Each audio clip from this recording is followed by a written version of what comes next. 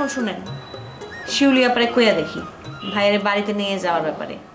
আপনিও কিন্তু আমাদের লগে যাইবেন। আমি নাই, আমি পাগলের লগে নাই। ওখানে গেলে রাজা আমার উপরে নানা পদের অত্যাচার করব।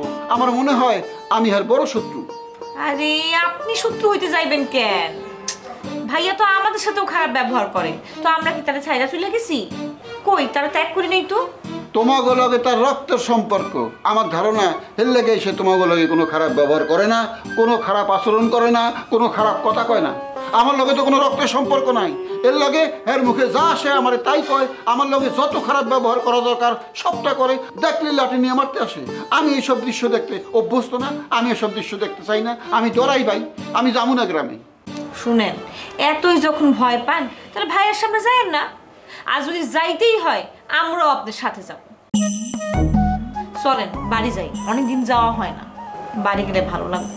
আমি বাড়ি গেলে যদি তোমাকে ভালো লাগে আমি যাব, অবশ্যই যাব। তুমি শুলি লগে আলাপ করো। ধৈর্য নেন যে আলাপ শেষ, আপনি চলেন। আরে বাবারে, আগে কনফার্ম করো। শুলি লগে আলাপ করে কনফার্ম করো, তারপর আমি যাব, কোনো সমস্যা নাই। বললাম তো ধৈর্য নেন, আলাপ হয়ে গেছে, ভাইয়ারে চেক আপ করাইয়া আমরা গ্রামের বাড়ি যাব।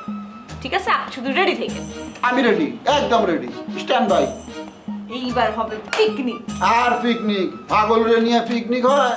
দেখবা মাংস সিদ্ধ হয়ে রেডি, আধা বস্তা লবণ দিছে মাংসের মধ্যে ডাইলা, খাবে না। দুলা ভাই, আপনি সব সময় পাগল পাগল পাগল পাগল করেন না তো, আমার ভাইরে আমার ভালো লাগে না শুনতে। আচ্ছা ঠিক আছে, তোমার ভালো না লাগলে আমি তোমার ভাইরে পাগল কমু না। কিন্তু একটা কথা, গ্রামে তোমরা হেরে সামলাইবা, আমি হেরে সামলাইতে পারব না। পাগল যেখানে আধা কিলোমিটার দূরে রমজান সেখানে। ঠিক আছে, কথা ফাইনাল। ঠিক আছে, যান। যেন কত সামলান আমার ভাইরে, ফাঁকি বাস।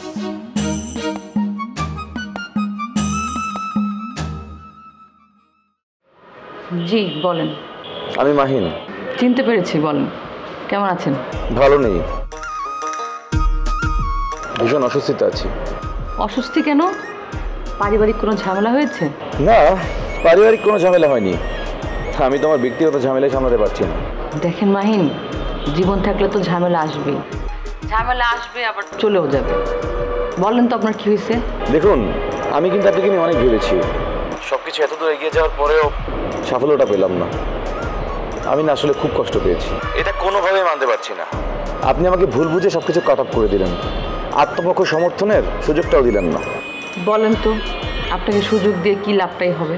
আপনার জীবনে তো অন্য একটা মেয়ে উপস্থিত আছে, আমি কেন সেই মেয়ের স্বপ্নটা ভেঙে দিতে যাব? দেখুন শিউলি, আমি কিন্তু ওই মেয়ের সাথে মেন্টালি ইনভলভ ছিলাম না। দেখুন, ও নিজে নিজে একটা ভাবে আমাকে লাইক করে, সেটার জন্য কি আমি দায়ী? শোনেন, একটা মেয়ে যখন বিয়ে করে অনেক চিন্তা ভাবনা করেই তারপর বিয়েটা করে।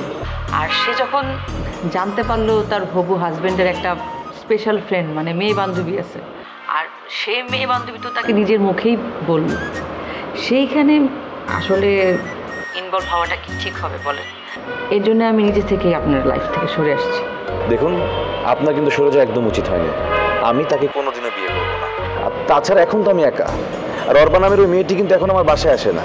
শুধু শুধু সেদিন সে আমাকে বিব্রত করে এই নাটকটা করেছিল, আর এই নাটকটা করে আমার লাইফের একটা বড় ক্ষতি করে দিছে সে। মাহিন, আপনার বান্ধবী আপনার ক্ষতি করলে আমি সেই ক্ষতি কিভাবে ঠেকাবো? আর এই জন্য তো আপনি আমাকে দায়ী করতে পারেন না। না না, আমি আপনাকে দায়ী করছি না, আসলে সবই আমার ভাগ্য। জি, এবার একদম ঠিক কথাটাই বলছেন, সবই আসলে ভাগ্য। ভাগ্যর লেখা তো আমি আপনি কেউ ঠেকাতে পারবো না, তাই না? আচ্ছা শিউলি, আমি একটা দিন জাস্ট আপনার সাথে দেখা করতে চাই, একটু কথা বলতে চাই। আপনি কি আমাকে অনুমতিটা দিবেন? কি হবে দেখা করে বলেন?